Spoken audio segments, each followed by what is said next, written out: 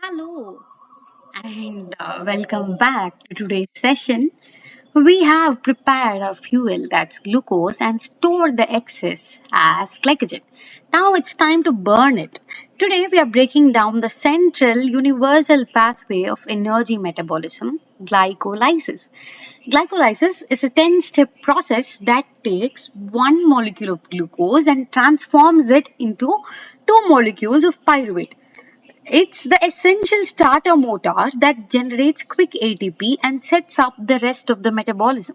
Think of glycolysis as the 10-step assembly line that converts raw fuel into usable energy and prepares the final product, that's pyruvate, for the main power plant, the mitochondria. So, this assembly line has two distinct sections, the investment phase and the payoff phase. To start the engine, you must first spend a little ATP. The first few steps, the cell spends two ATP molecules to tag the glucose molecule with phosphate groups. This traps the glucose inside the cell and prepares it for splitting. So you pay two tokens to get your raw material into the assembly line. That's what's happening. And the phase two, it's the energy payoff. The six carbon glucose molecule, it's split into three carbon molecules. Now the energy harvest begins. In this phase, two major things happens for each of the two carbon molecules. ATP generation and NADPH generation. So here four ATP molecules are generated via something called as substrate level phosphorylation, to which we'll come about around later.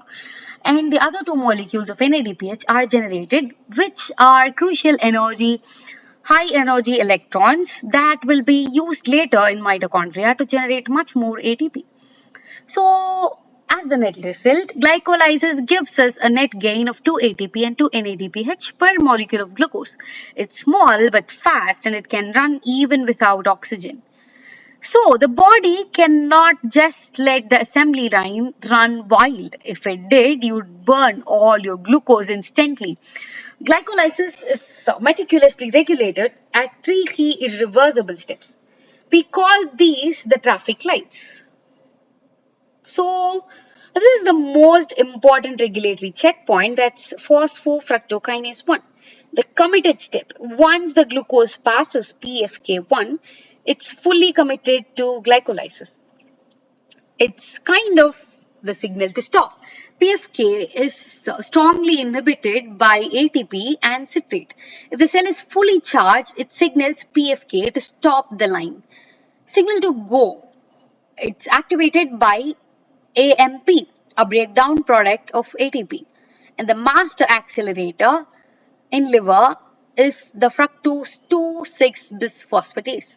In the liver, PFK1 has a super activator, that's fructose 2,6-bisphosphate. Insulin increases this activator, driving the pathway forward, while glucagon suppresses it. Then the entry traffic light, that's our hexokinase. This is the very first step trapping down glucose inside the cell. It's inhibited by its own product, that's glucose 6 phosphate. If PFK1 is stopped, glucose 6 phosphate builds up and backs up to stop hexokinase. That's our entry light. And the exit traffic light, so it's the pyruvate kinase. The final step, PK, is activated by our fructose 1,6-bisphosphate, a process called as feed-forward activation plays here. So this ensures that if the line is moving fast up front, the exit ramp can keep up the pace. So diseases of the assembly line. Genetic defects in the glycolytic enzymes primarily manifest in the red blood cells, which is entirely dependent on glycolysis for its ATP since it lacks mitochondria. So, a loss of ATP means a lot of loss of membrane integrity.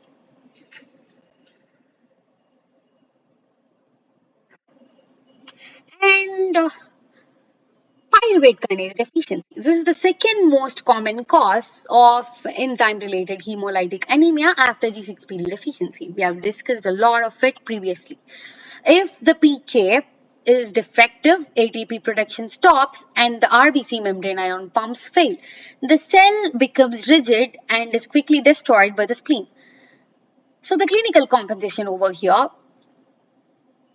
is done because the pathway is blocked late. Upstream intermediates accumulate, including 2,3-BPG. High 2,3-BPG shifts the oxygen hemoglobin curve to right, meaning oxygen is released more easily to the tissues, a beneficial compensation. So hexokinase deficiency, it's the deficiency in the very first step. If the enzyme is defective, the entire assembly line cannot start.